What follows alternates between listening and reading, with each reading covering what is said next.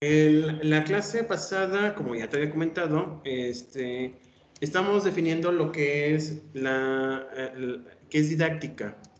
Y al final llegamos a una conclusión, o llegamos a tener la conclusión de, ahí se ve mejor, esto lo bajamos para que no se vea tanto, ahí estamos, que es la disciplina o tratado riguroso de estudio y fundamentación de la actividad de enseñar en cuanto a que propicie lo que es el aprendizaje formativo de los estudiantes en los más diversos contextos. De hecho, en la clase de la mañana de pedagogía, vimos la diferencia entre lo que es aprender y formar. Y vimos que aprender implica a grosso modo lo que es la teoría y la práctica y la formación, es decir, de la nada vamos construyendo a una persona una habilidad, alguna capacidad respecto a una situación o cómo enfrentar esa situación, porque también en muchas ocasiones no tenemos idea de cómo tratar una situación complicada y gracias a la didáctica decimos, bueno, vamos a estudiar la situación y posteriormente vamos a conformarnos con,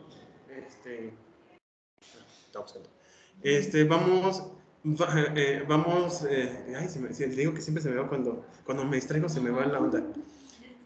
Sí, el, ya. En cuestiones desconocidas siempre tenemos esa situación de que en ocasiones no sabemos qué hacer y obviamente a través de la experiencia, a través de la formación de nuestros maestros, e incluso nuestra familia, muchas veces decimos que no experimentamos en cabeza ajena, pero cómo nos solucionan muchos conflictos que posiblemente pudiéramos evitar si escucháramos lo que nos dicen. A mí me ha pasado muchísimas veces y me imagino yo que a ti también, en donde nos dicen, es que no hagas esto porque va a pasar esto, esto y esto. Y, ay, no es cierto. Y a la mera hora siempre pasa. Al final de cuentas, nosotros cuando educamos o cuando mandamos nuestra información, nuestras ideas a los alumnos o a quien nos está escuchando, porque también aprendemos a través de las conversaciones, la otra persona, el que está recibiendo la información, va a aceptar o no va a aceptar la información que le estamos dando. Es un hecho. Si lo toma para bien, lo va a aceptar y lo va a asimilar para posteriores eventos o posteriores experiencias. Si no lo toma, a lo mejor nunca le va a pasar. Digo, ¿cuántos de nosotros estuvimos en la preparatoria y le enseñaron cálculo diferencial? Hasta ahorita, hoy Moisés con 38 años, hoy 17 de septiembre, en la vida lo he utilizado. Y no sé si lo vaya a utilizar algún día. A lo mejor así como en una situación extrema, así de que si no sabía cálculo diferencial, va a corresponder a algo de la vida, algo que me va a poner en riesgo. A lo mejor pasa, pero a lo mejor nunca me va a pasar. En cambio, existen otras herramientas que todos los días estamos utilizando. El hecho de estar conviviendo con la sociedad, con las personas, tenemos que hacer lo básico. La educación nos da desde el civismo, que es muy buenos días, muy buenas tardes, hola, ¿cómo está? Lo básico, hasta el aprender algunos elementos como el saber de que algunos señalamientos corresponden a algo, que es peligroso, que es orientador, que es de alerta. Vamos, en fin, ahí existen una serie de situaciones que a través de la enseñanza, a través del aprendizaje y la formación de las personas nos va a llevar ¿cómo se llama? A enfrentar esas situaciones. Consolidar incidencia en la mejora de los sistemas educativos reglados y las micro, así como las mesocomunicaciones implicadas. Esto, lo que nos decía nuestro autor, es de que a partir de este tipo de aprendizajes podemos incluso educar o saber a cómo educar. No va a ser lo mismo, así como estamos haciéndolo como tipo relatoría, en donde vamos a aprender o vas aprendiendo a través de una plática tranquila. No, te digo que nos faltaría un café para estar haciéndolo esto muy, muy bohemio, pero por ejemplo en la mañana tengo, como ya te había comentado, entre 20, ya quedaron 25 personas. La dinámica que tengo que hacer es distinta. ¿Por qué? Se me van a ir yendo. Las personas, hay algunas que son aditivas, otras que son muy kinestésicas, necesitan hacer actividades, si no se me van a aburrir, y más a las 8 de la mañana van a estarse durmiendo o van a estar haciendo otras cosas que no corresponden a la clase. Entonces, este tipo de situaciones necesitamos didáctica, saber emplear la didáctica, la forma de hablar. Ahorita yo tengo la voz un poco más aguda de lo normal, bueno, creo yo, o así es como me escucho, a lo mejor no sé cómo me escuchen las demás personas, pero tengo que elevar la voz para que me entiendas. Bueno, a lo mejor ahorita podría hablar más tranquilo, relajado, porque me vas a escuchar. Pero te digo, cuando son 30, 50 personas, tengo que tener un micrófono o mover el estómago para poder hablar, ensalzar la voz y que me escuchen todos. Porque lo contrario, si estoy hablando así como te estoy diciendo, lo más probable es de que se vayan a dormir, se vayan a hablar, a estar platicando, en fin, una serie de situaciones que en lo particular a mí no me gustan mucho. Ok, continuamos con la otra diapositiva. Entonces, de manera de conclusión, la didáctica es el arte de enseñar. Así de sencillo. Es una técnica derivada de la pedagogía, que ahorita vamos a ver qué es la pedagogía. Ya me imagino que lo has visto en anteriores módulos, pero para recordarlo vamos a ver un poquito de definición de pedagogía, pero forma parte de la pedagogía y te va a dar el arte de enseñar, el saber cómo. Acuérdate que así como el arte, como la pintura, tiene una serie de métodos o procedimientos a seguir. Tú no puedes esculpir una obra de arte sin picar, sin tener un martillo, sin tener un cincel, sin tener en tu mente la imagen de lo que quieres sacar o rescatar de ese mármol, o algunos de marfil. Bueno, espero ya no que exista marfil, pero mármol o cualquier tipo de piedra. Hay que irla moldeando, y la forma de hacerlo es a través de método, análisis de lo que vas a construir, y al final te va a quedar una obra de arte. Eso es la didáctica. Vas a formar una serie de métodos que van a apoyar a la otra persona a saber aprender, cómo aprender, de qué manera aprenderlo, cuánto tiempo lo vas a aprender, o en este caso, quiénes van a estar apoyando para que puedas aprender. Puede ser de que a lo mejor yo única y exclusivamente esté dando la relatoría, pero como ha pasado, te puedo asegurar que te ha pasado, el profesor dice, no, yo ya no voy a dar clase. Ustedes van a buscar el tema y van a estar aquí y van a exponer esos temas. Ahí hay como que un arma de doble filo. El principio de cuentas le está enseñando a enseñar o a transmitir el conocimiento, y la otra, la verdad es que los profesores lo hacen así pues para no tener incluso que estar hablando en ocasiones por cuestiones de la voz. Es una técnica también que también a veces nos funciona, y que ustedes después cuando estén dando clases o cuando estén en un área de aprendizaje, lo van a poder aplicar. Bueno, como bien te decía, la pedagogía es la teoría y disciplina que comprende el buscar, la explicación y la mejora permanente. Ojo, eso es muy importante. La pedagogía lo que nos va a apoyar es analizar cómo se están haciendo las cosas. ¿Está bien? Perfecto. ¿Está bien? Bien. ¿Cómo lo podemos perfeccionar? Bueno, si le ponemos en lugar de un cañón de este estilo, uno que tenga alta definición, pero también que se pueda conectar con todas las computadoras. Eso va a apoyar en que se facilite la educación, que tengan más material, mayor herramientas los alumnos. Eso es pedagogía. Ir analizando cómo está la situación y cómo mejorarla. Y es una mejora permanente. En principio de cuentas, voy a dar unos aspectos en particular, cómo nuestra historia en la educación ha mejorado a partir que hemos evolucionado. No era lo mismo hace 10,000 años que lo que estamos viviendo ahora. Esto sería no solamente impensable, sino que también, o sea, bueno, sí, es impensable, porque realmente hace 10,000 años no sabríamos que habría electricidad, habría computadoras, habría pintura, había, bueno, a lo mejor un espacio, sí, pero un cañón que esté proyectando una imagen.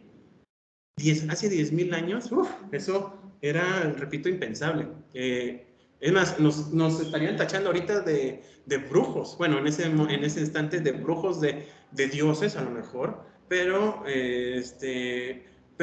sería algo imposible de destacar. Actualmente sí. E incluso dentro de 10,000 años, lo que estamos haciendo ahorita a lo mejor ni siquiera va a ser necesario. Ya estaría pensando como Matrix, así que tenemos un chip, nos conectamos y ya tenemos toda la información que necesitemos. A lo mejor no, a lo mejor todavía nos va a faltar un poquito más.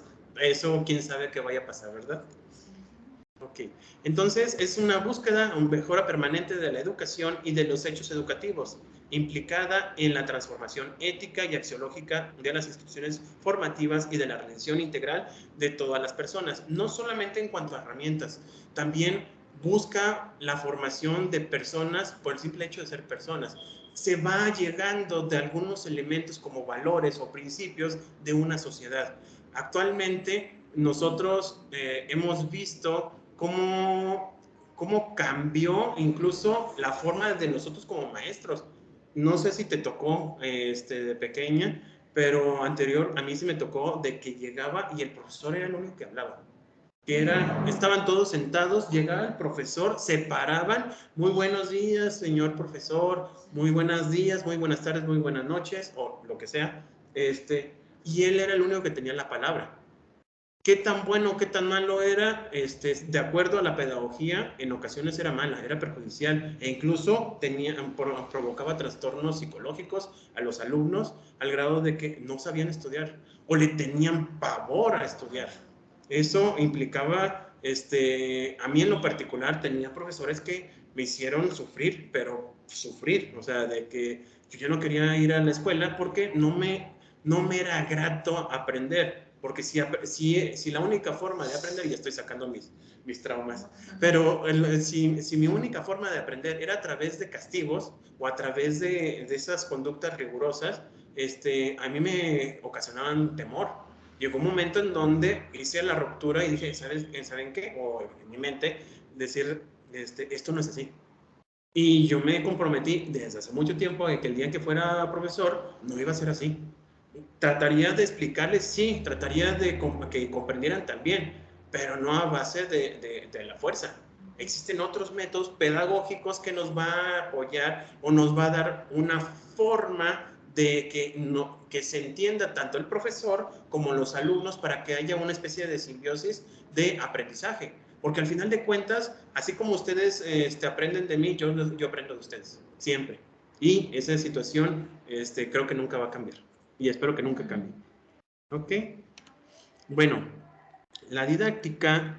Ay, Dios, ya se fue para atrás. Ay, Dios, espérame. ¡Ah! La didáctica es una disciplina de naturaleza pedagógica orientada por las finalidades educativas y comprometida con el logro de la mejora de todos los seres humanos. Fíjate que estoy hablando de seres humanos, no de niños, no de adultos, no de adolescentes. Nosotros en general lo vuelvo a abstracto porque somos personas. No sé si te comenté la semana pasada, a mí no me gusta decir como roles, como mujer y hombre, generalmente, incluso ya tenemos una serie de entidades fuera de bigénero, sino ya tenemos gente que no se identifica con un género en particular o bien se identifica con el género del otro género, pues. Entonces, para evitarnos esas situaciones, seres humanos, es más, o personas en general, mediante la comprensión y transformación permanente de los procesos sociocomunicativos en la adaptación y desarrollo apropiado del proceso de enseñanza y de aprendizaje. Hace 2 años jamás hubiera pensado de que iba a estar dando clases, también grabando lo que estoy haciendo.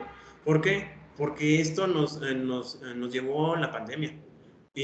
No sé si te tocó, bueno, sí te tocaron 2 años de clases en línea, que a algunos sí les gustó mucho, a los que yo te había comentado, a los que son auditivos o son visuales, pero los que son kinestésicos, lo más probable es de que dejaron la carrera o desesperaron hasta que regresaran porque no se sienten cómodos en esa forma de trabajar. Pero esas transformaciones lo que implicaron fue hacer una revolución. Lo que no se había adelantado en 20 años, se adelantó en 2 años. ¿Por qué? La necesidad del ser humano. Y ya llegó un momento en donde incluso si no quieres ir hasta un lugar o no es necesario ir, hablas por teléfono. Ya es comprensible, es más, es admitido de que no vayas al trabajo, está el home office. Y además, incluso las empresas, en algunas, por ejemplo, bueno, no es empresa, pero sí es una dependencia de gobierno, el INEGI va intercalando y aquellos que realmente no se necesita que vayan al trabajo, no van. ¿Qué implica? Menos luz, menos internet, menos gasto de limpieza, menos idas al baño, porque implica también una limpieza de allí, menos tráfico, más un ambiente no tan denso al grado de que todo el mundo está gritando, escuchando música, en fin, ese tipo de cosas se va reduciendo conforme no haya tanta gente. Entre menos aglomeración implica por sí mismo un poquito más de tranquilidad. Y del otro lado le pasan la factura a luz, agua y teléfono a las personas en home office. Entonces, ese tipo de situaciones van para mejorar este tipo de situaciones. Así también la educación. Llegó un momento, bueno, estoy segurísimo y a ti no me dejarás mentir, que cuando se trata de educación básica con los niños, implicaba de que tuviera el niño 2 maestros, el maestro de la escuela y los padres, porque tenían que estar allí. ¿Por qué? Porque son inquietos.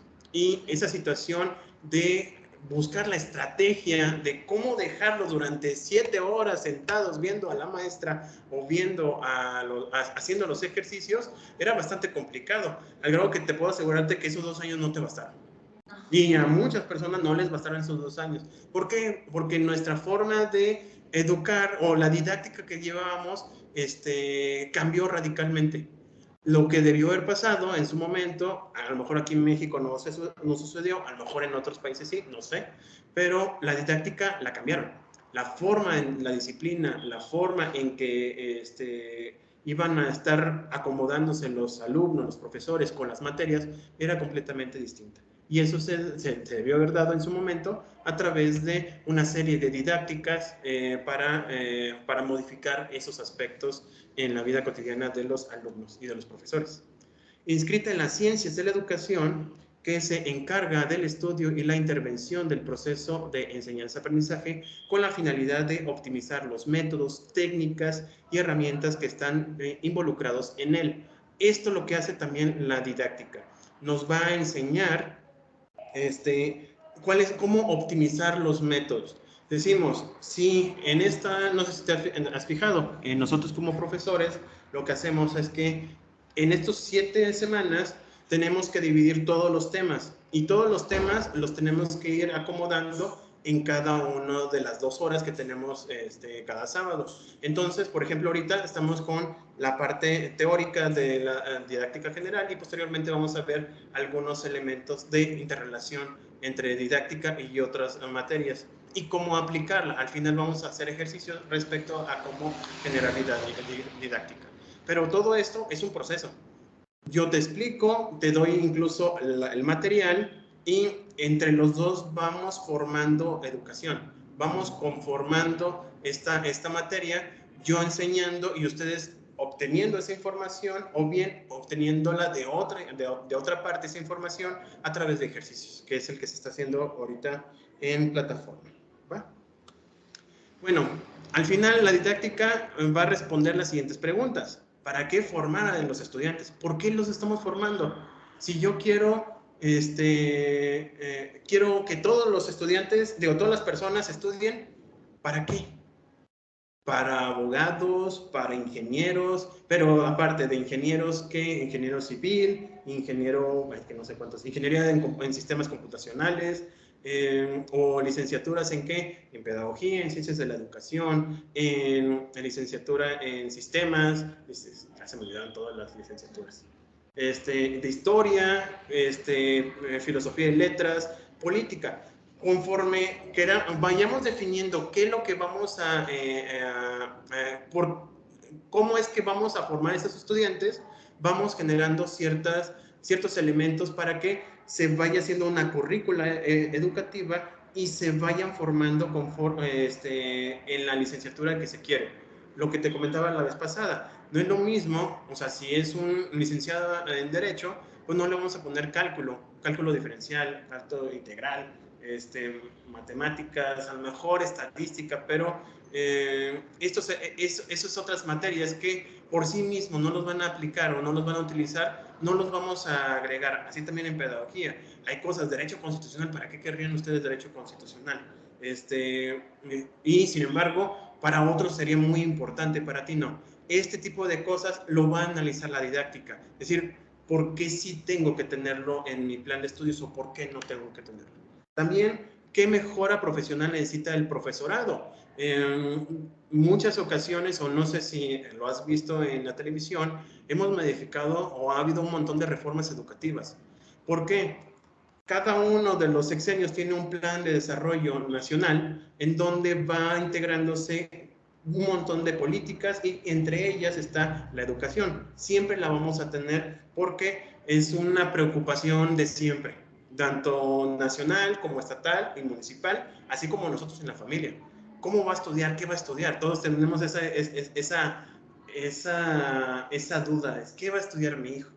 ¿Cómo va a estudiar? Y toda esta situación tiene que estar lineada a través de un plan nacional. Si no existiera un plan nacional, no existirían escuelas, no existiría una nueva formación de escuelas y sobre todo no habría mejoras en el plan de estudios.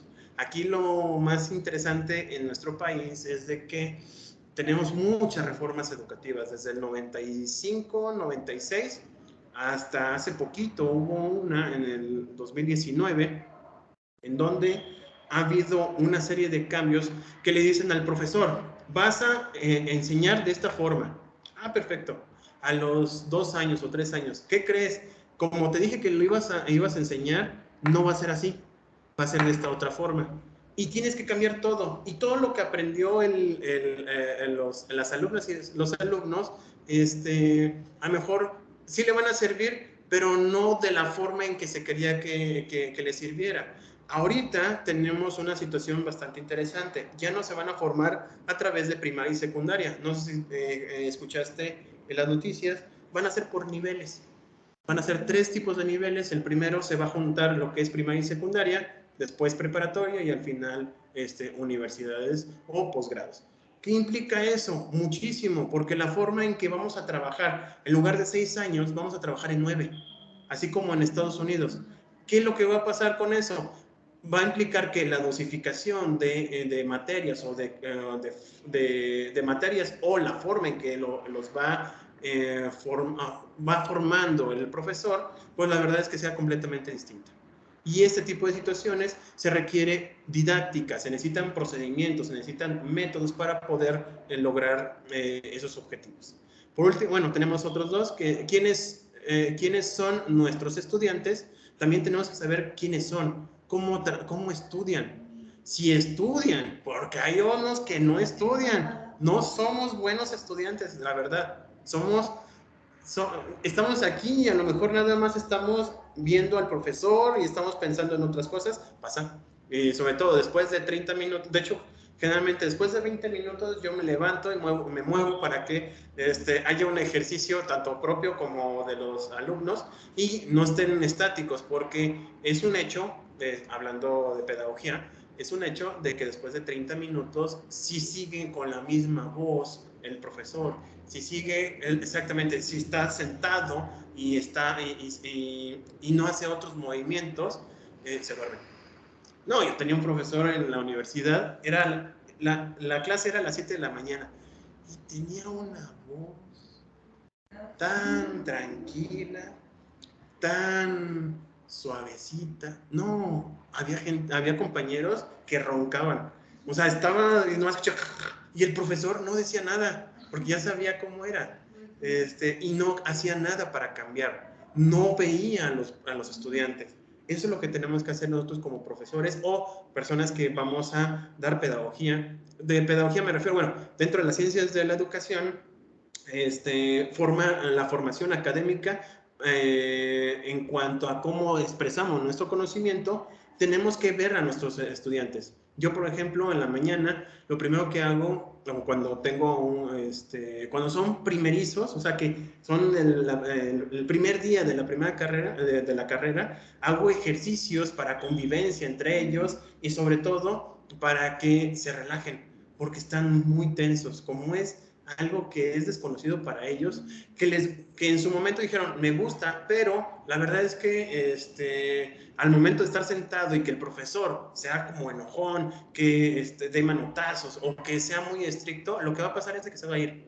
O ya no, a lo mejor sí le gustaba, iba a ser el mejor de los maestros, el nuevo autor de nueva teoría en materia de pedagogía. Sin embargo, por el profesor no se quedó.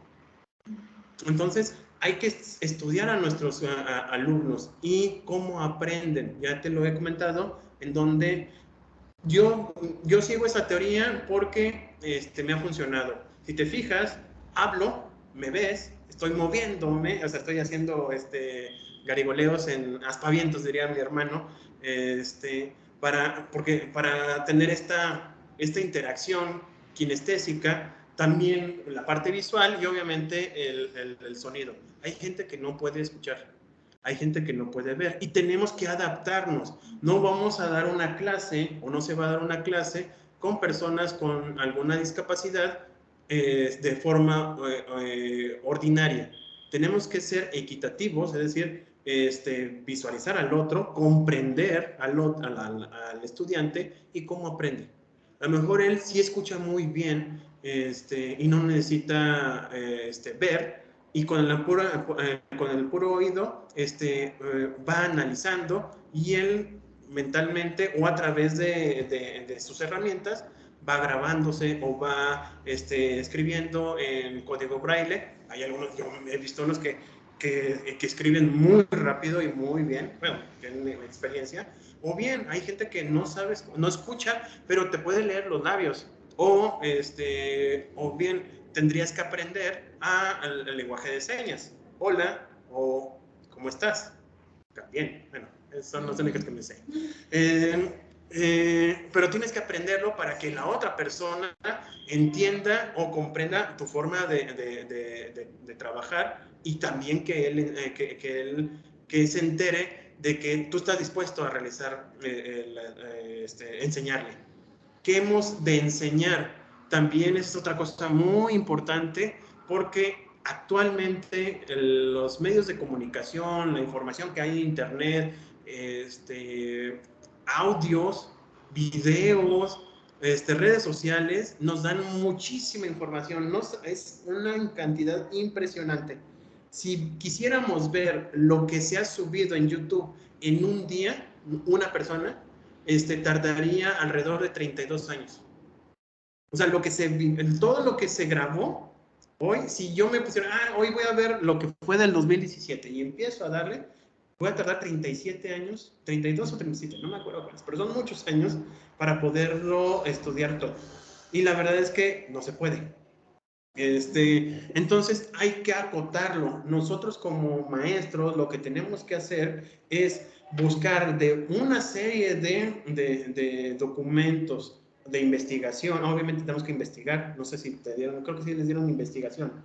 Porque tenemos que saber investigar. Tenemos que saber qué es lo correcto, qué es lo necesario para nosotros ¿cómo se llama? El obtener información, destacar o quitar lo que no nos interesa. ¿Mande, perdón? ¿Qué pena nos van a dar de investigación? ¿Seminario de investigación? Investigación documental. Ah, qué caray. Bueno, cuando les toque la clase de investigación documental, te vas a dar cuenta de que hay información que es obsoleta, que hay investigación errónea, e incluso mentirosa, por decirlo, darle un adjetivo, en donde tenemos que destacar o tenemos que ir diferenciando de lo que es información buena y la información que es mala. Una vez, incluso el hecho de que haya libros muy grandes, con letra pequeña, que sea de un super escritor o un autor, a lo mejor está mal. ¿Cuántos años no estuvimos con la teoría de Sigmund Freud de la teoría de la sexualidad? La tuvimos, bueno, sí nos ayudó en aquel momento, pero ya pasó. Incluso tiene cuestiones ahorita, en este momento, un tanto de violencia contra las mujeres. Su forma de decir es que todo va relacionado con el sexo. Repito, en su momento fue válido, les funcionó, ya encontramos otras teorías. Desechemos esa parte, sí, reconocemos que fue muy importante lo que hiciste, pero nos levantamos, nos limpiamos y vamos para otra cosa. Ya tenemos otras teorías mucho más claras, más sencillas y que se van a adaptar a nuestra sociedad. Va a haber un momento dentro de 50 años que lo que actualmente estemos utilizando ya va a ser obsoleto, ¿ok? E incluso puede ser contrario a nuestra sociedad, a nuestra cultura. Tenemos que ver eso. Y por último, ¿qué implica la actualización del saber? En ocasiones yo me acuerdo de un profesor de que durante 30 años me daba la misma definición de derecho. Sistema racional de normas de conducta impuestas por una autoridad por considerar las soluciones justas a los problemas surgidos dentro de la realidad histórica. Esa definición de derecho es de un autor que se llama Villoro Toranzo y lo tengo desde que entré en la carrera, y a su vez su profesor se lo dio a su profesor y a su vez se lo dio a su profesor, y así sucesivamente hace más de 70 años. Tenemos una definición que siguen explotando los profesores y no se han actualizado. Hay introducción al estudio del derecho, perdón por utilizar mi materia, pero es mi ejemplo, que no se ha actualizado. Y si nosotros como educadores no nos actualizamos, gracias a la didáctica lo que va a hacer es perfeccionar eso, pero si no nos actualizamos, vamos a estar educando mal a nuestros alumnos o a nuestros familiares o a las personas que se encuentran a nuestro alrededor, porque el hecho de que yo siempre hago la diferencia entre una mala educación o una educación mala. La mala educación es que se conforma a través de actitudes contrarias a la norma o a la ética. Está mal creado el niño. Eso quiere decir de que no lo educaron correctamente. Y la educación mala es aquella que vas a educar a una persona con antivalores. Es decir, hay gente que tiene habilidades para destruir, literalmente. Y actualmente aquí en México, encontramos gente que aprende a cómo desarmar un artefacto de esos violentos, para no decir otra palabra, muy rápido. O bien saber cómo conseguir ese tipo de objetos que son perjudiciales para nosotros. Eso es una educación mala.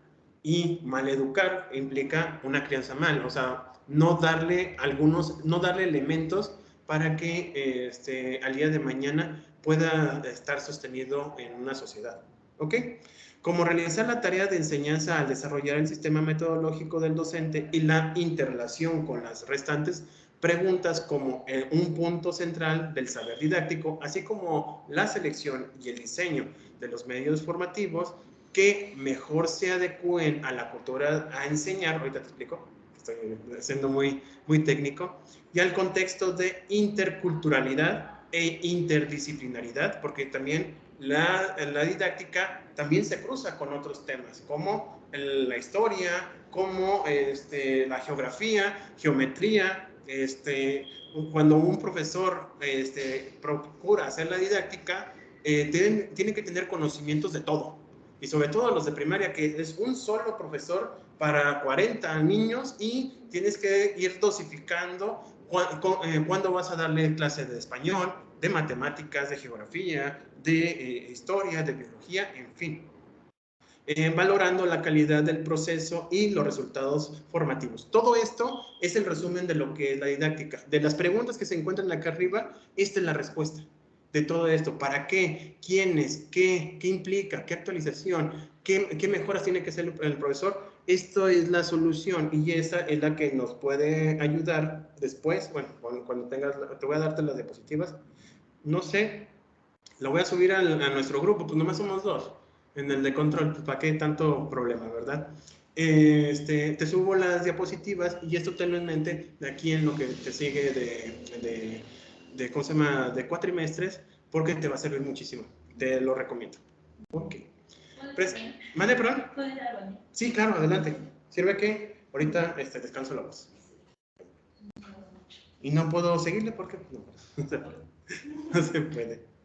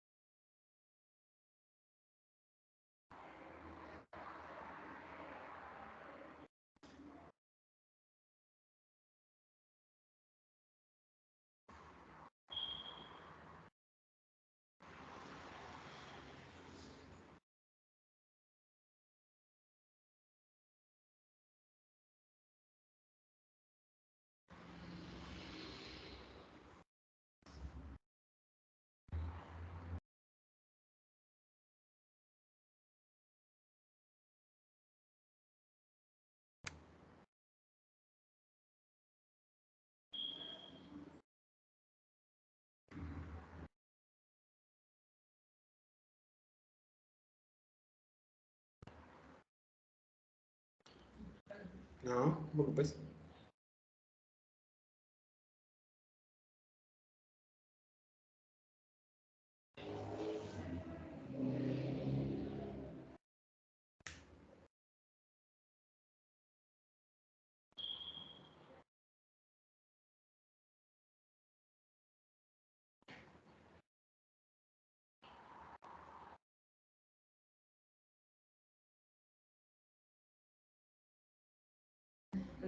No te preocupes, no te preocupes.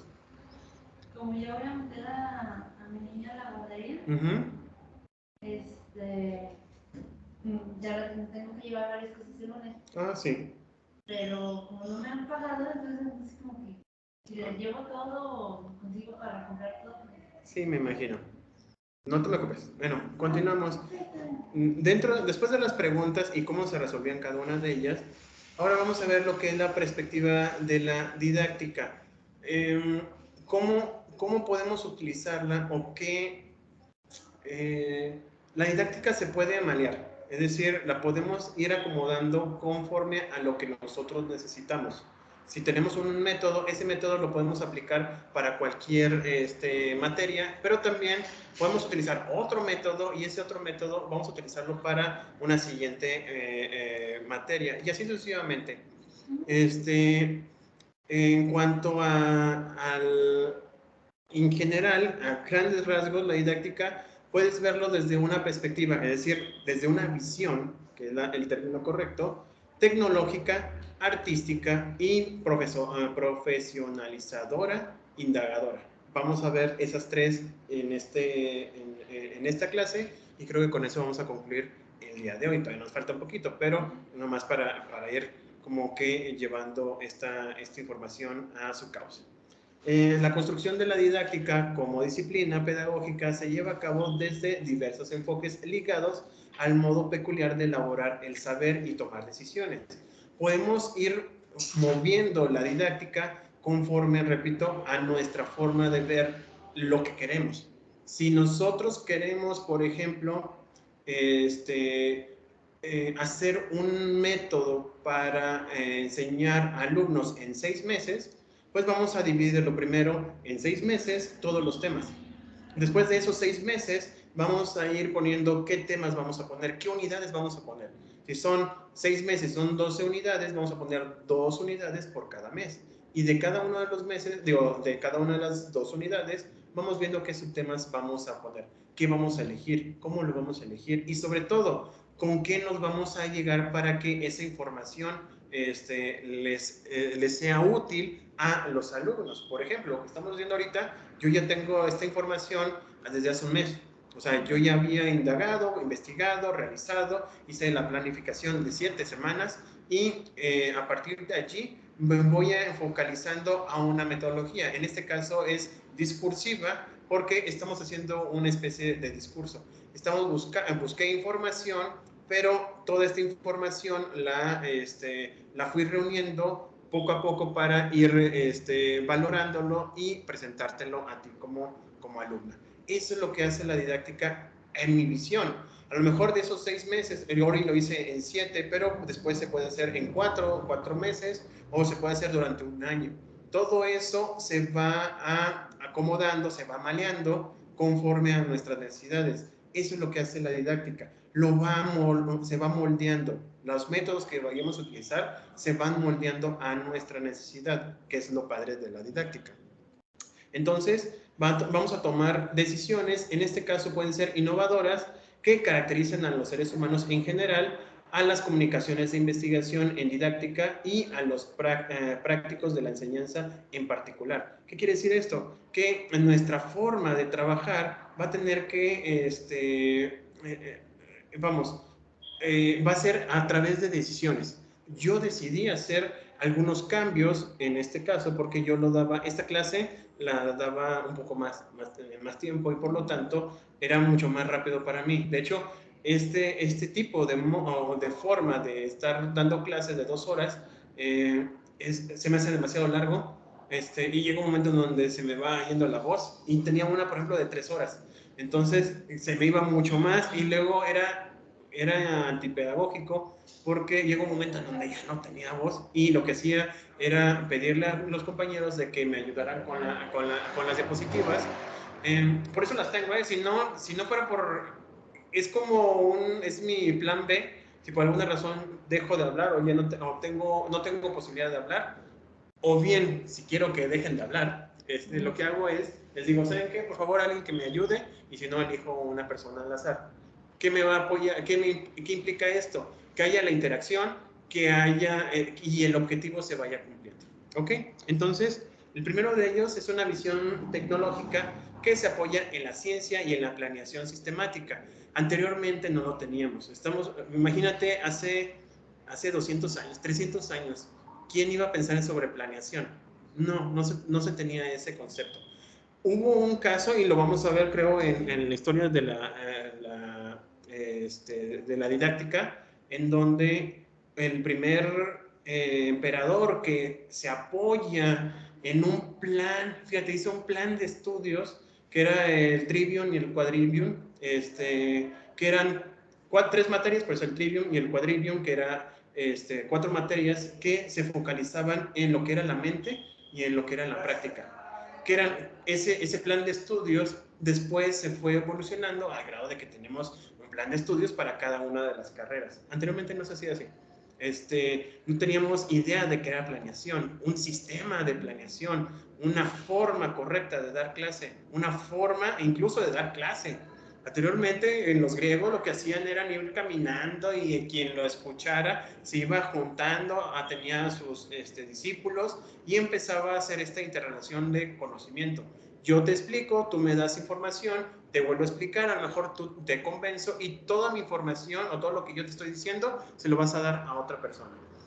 No existía. Actualmente sí hay una visión tecnológica de acciones propias de tareas de enseñanza y aprendizaje, atendiendo estas a la estructuración y justificación del conjunto de procesos y modos de intervención más adecuadas y ajustados que podamos llevar a cabo. Ahorita mi forma de ajustarme en mi didáctica es a través de tecnología. Como puedes observar, tengo 1, 2, 3 elementos tecnológicos que me están ayudando a que puedas verlo, a que yo pueda explicar de frente hacia ti, porque hay algunas cosas que yo me acuerdo que anteriormente con las diapositivas no había computadora, nomás había un proyector y todo el rato estabas así. Entonces no veías al profesor, él se la pasaba viendo en la diapositiva y leyendo. Tenía unos profesores que ni siquiera de tecnología, agarraban un libro y literalmente lo leían. No hacían otra cosa. Estamos aquí, el saber y la acción, así, de 1 hora haciendo eso, híjole, era complicadísimo, muy complicado. Ahorita pues tratamos de hacer un poquito más ágil. Yo manoteo muchísimo, como puedes observar, pero es por también para que me vean, para que no se me distraigan.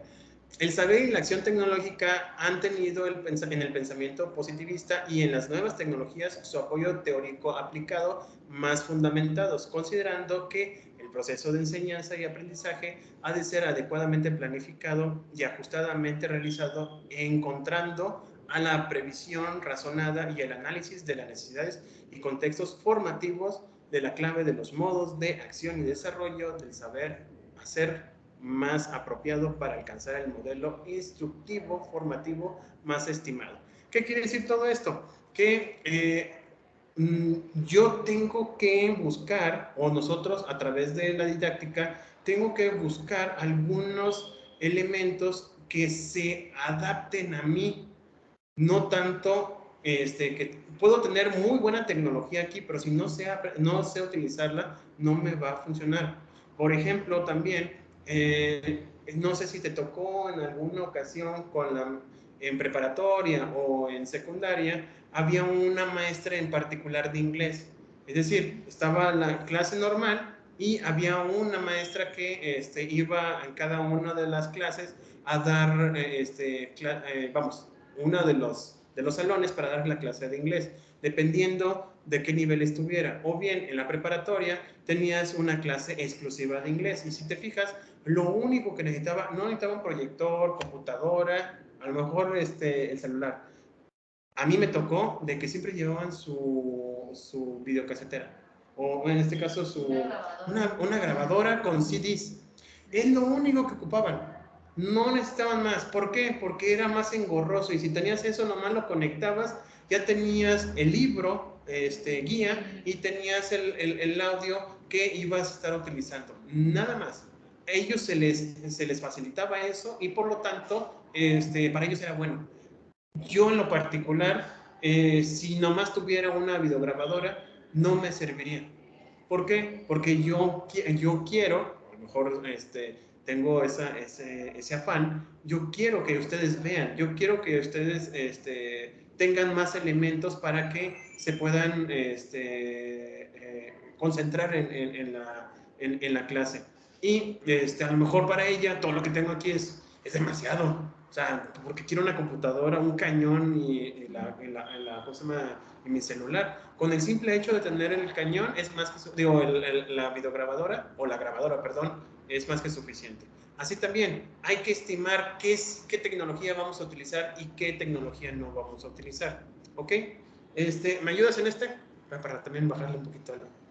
La tarea esencial de una didáctica tecnológica es valorar y actuar para lograr que estudiantes y profesorado puedan encontrar el camino más pertinente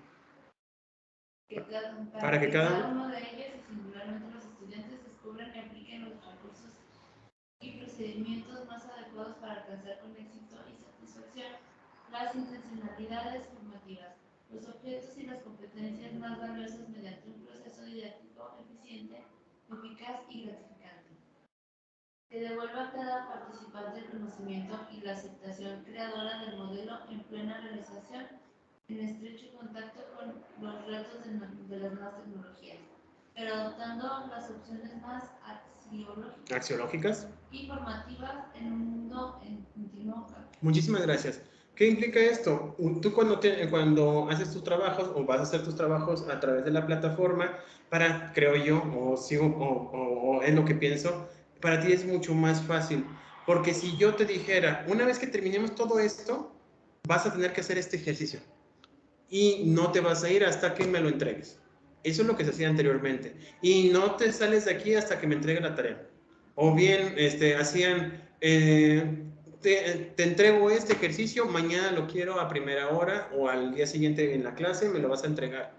Híjole, eso implicaba para los niños, pues para empezar, que no tuvieran recreo, o bien que no pudieran disfrutar de sus tardes. En segunda, era muy rígido, al grado de que no les dabas ese apoyo o posibilidad a los papás, porque generalmente son los que apoyan, de revisar, analizar o incluso corregir lo que hizo su hijo o el estudiante. Entonces, esa situación no permite eso, pues, o no permitía esa interrelación un poquito más flexible. Actualmente, tú puedes hacer tus trabajos en una semana. ¿Tienes internet? Sí. ¿Tienes usuario y contraseña? Sí, perfecto. Vas a entrar a esta plataforma, vas a tener estas dos actividades y la vas a poder hacer en una semana. Lo puedes hacer el primer día, es más, una vez que te lo activo, tú lo puedes empezar a generar o a hacer al minuto o a los 2 minutos, pero también puedes hacerlo faltando 2 minutos antes de que concluya el plazo. Eso va a depender de ti. Eso va a hacer que, o en este caso, te ordenes en tu forma de trabajar, o bien te va a dar esa flexibilidad, porque a lo mejor incluso hay cosas que salen de ti. No están en tus posibilidades terminar. Yo quiero terminar todo el miércoles, pero resulta ser que tengo trabajo con el niño, tenemos a lo mejor una cena familiar, en fin, tenemos una serie de situaciones que no nos permite trabajar antes, o si nos permite trabajar antes lo hacemos, o bien terminar de hacerlo incluso fuera de un horario o en un horario que sea un poquito más flexible. Eso es lo que hacen las nuevas tecnologías, y eso es lo que nosotros tenemos que llevar a cabo como profesores, darles esa flexibilidad y entender y atender las necesidades de nuestros alumnos. ¿Ok? Como ejercicio, sí, yo creo que con eso mejor sí la armamos. Es rapidísimo, bien sencillo. ¿Qué tecnologías conocemos con internet y sin internet, obviamente, porque hay algunas tecnologías que no necesitan internet, sus pros y contras. Por ejemplo, para ti, ¿qué tecnología por internet utilizas? La computadora. Computadora. Vamos a ver, laptop, sí. Ok. Pros, bueno, computadora, dijimos, más fácil.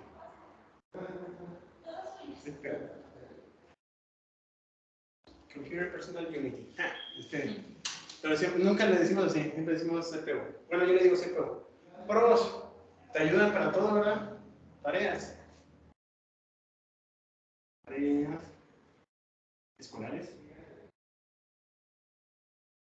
Trabajo. Incluso personales, ¿no? Comunicación. Contra, ¿qué le ves al contra de la CPU? Que si no hay luz no podemos utilizar. Eso, exactamente. Son eléctricos.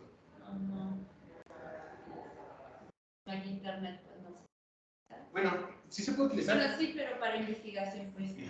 Por ejemplo, a mí me pasa mucho. Bueno, no sé tú. Actualizaciones. Hay veces que estoy escribiendo y de repente se reinició la computadora porque llegó una nueva actualización. Y va de la mano, por ejemplo, el procesador va disminuyendo. Conforme va pasando el tiempo, ya el nuevo software o las aplicaciones que tiene la computadora terminan haciéndola más lenta. Sí. Entonces, lenta.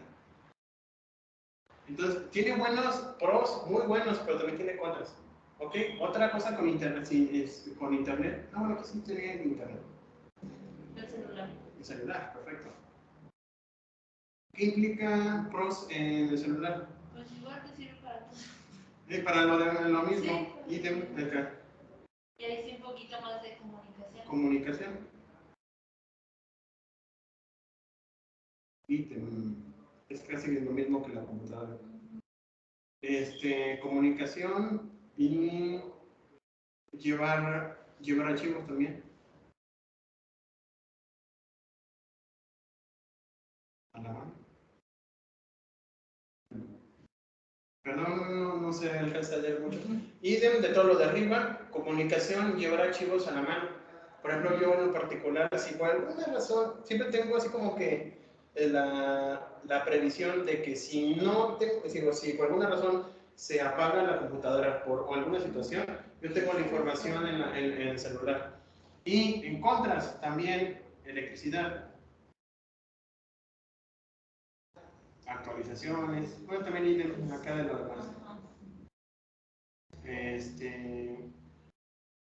Y yo creo que hemos llegado mucho a la sobrenecesidad del celular. Por ejemplo, en promedio, en México, en promedio, usamos el celular 7 horas. Estamos 7 horas así. Entonces, yo creo que también sería como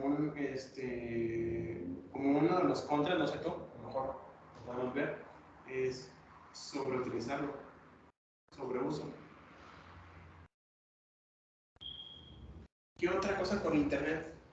¿Recuerdas? El Smart. Smart, exactamente, televisión. Sí. Televisión, tenemos varios canales educativos, ¿verdad? Sí, canales. Contra, bueno, no sé si tengas algún otro.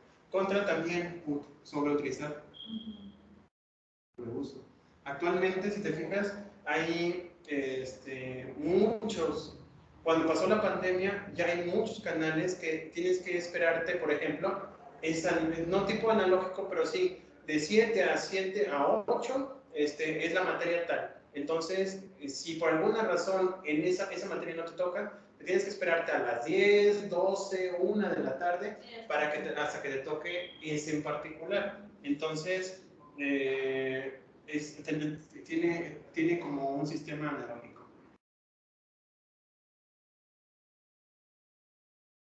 Sí, clases.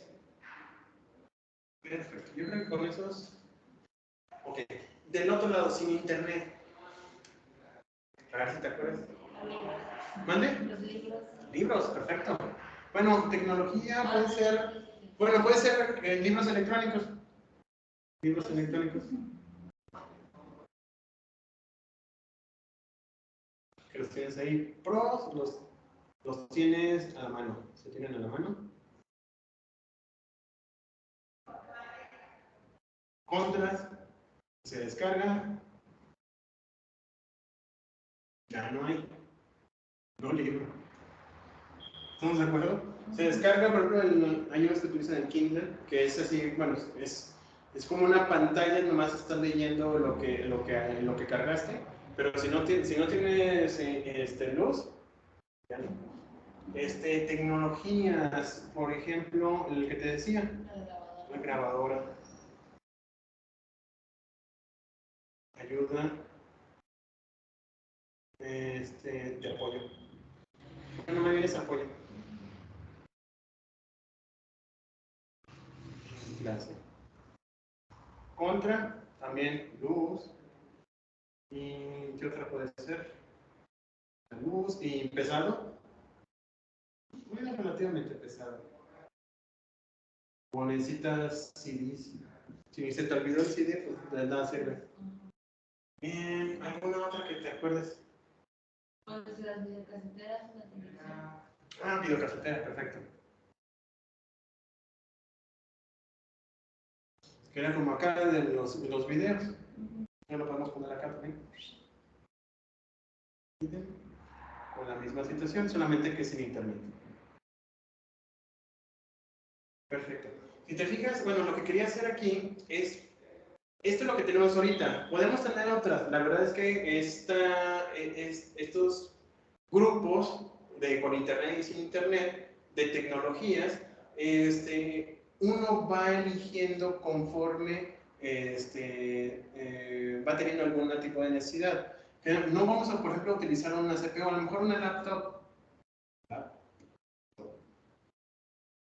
De hecho, cuando se da eso, laptop anteriormente se utilizaba en las piernas, por eso este nombre. Pero puedes utilizarlo, prácticamente es la misma idea de que esta. La diferencia es que el CPU, que casi ya no lo estamos utilizando, es fijo. No puedes agarrar una CPU y traértelo aquí a la universidad para instalar la laptop. Ajá. Entonces, si te fijas, vamos viendo y vamos relacionando de todo esto, por ejemplo, ¿qué nos va a beneficiar, por ejemplo, para dar una clase? Lo que te comentaba, podemos utilizar libros electrónicos, pero aquí cuando hablamos de libros electrónicos requeriríamos, supongamos, y concediendo, que seamos aquí 8 personas. Necesitaríamos comprar 8 libros electrónicos para que todos estuviéramos leyendo. ¿Es funcional? Pues en algunos lugares sí. En lo particular no lo veo como en este momento como algo necesario, por lo tanto no lo vamos a utilizar. Entonces vemos los contras y ya lo tachamos. La CPU también te digo, tienes que estarlo cargando y tienes que tener todos los cables y toda la impresora y quizás tengas que tener un montón de aditamentos para poder utilizar el CPU.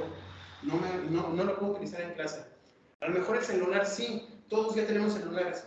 Entonces podemos hacer una interacción respecto a los celulares, decir, bueno, les voy a mandar un ejercicio y quiero que me contesten en 5 minutos. Y ya están buscando a través del celular la información que les estoy pidiendo. Entonces, a lo mejor sí me puede servir La televisión Smart, aquí no hay ninguna. A lo mejor en otras áreas sí, pero aquí no me va a apoyar esto. A lo mejor si trajera una, pero implicaría cargarla, traérmela, hacerla. Todas están pesadas algunas televisiones, entonces a lo mejor no me va a funcionar aquí. A lo mejor en alguna primaria ya cuentan con televisiones Smart en donde pueden hacer la explicación y, o por ejemplo, el profesor olvidarse en 1 hora o 2 horas de la clase mientras ellos están viendo. Descansan la voz y por lo tanto pueden hacer otras actividades o preparar la siguiente actividad. Entonces, a lo mejor para aquí no nos sirve, pero para una primaria a lo mejor sí les sirve. Todo esto implica la didáctica como algo tecnológico. Si te fijas, estamos haciendo una estrategia para poder lograr apoyarnos con esta tecnología en nuestra clase. Podemos estar eligiendo algunos de estos elementos. Obviamente son tecnologías, y lo diferencié con Internet y sin Internet, porque pues, prácticamente es lo que utilizamos actualmente. Pero podemos utilizar otras tecnologías más arcaicas, por decirlo de una manera no tan algo burda, ¿verdad? Pero podemos hacer estrategia para ver qué nos va a servir y qué no nos va a servir en su momento.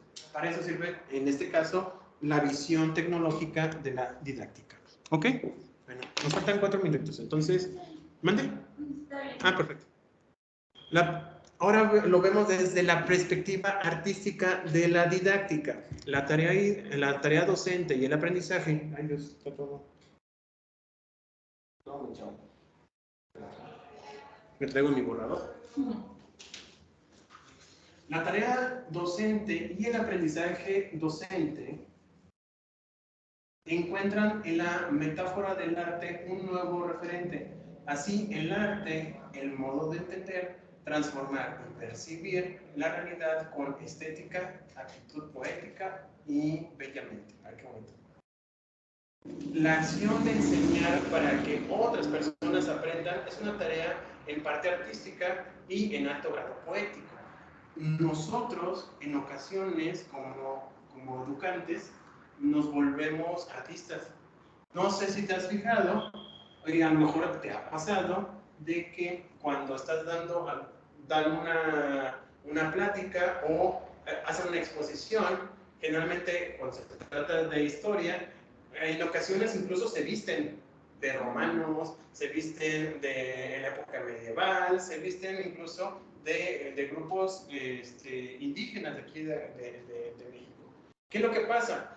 La perspectiva artística de la didáctica implica a que conozcan. Si uno no puede ir a una zona en particular en donde tiene ciertas características culturales, lo que podemos hacer es a través de investigación, a partir de una idea tecnológica o de libros, podemos incluso disfrazarnos, ponernos vestimenta referentes a ese entorno. ¿Qué es lo que va a provocar? Que los alumnos se den cuenta de cómo vestían, más o menos. Obviamente no tendríamos las características como de aquella época, pero sí podríamos entender cómo eran, cómo vivían, cómo se encargaban de aprender o cómo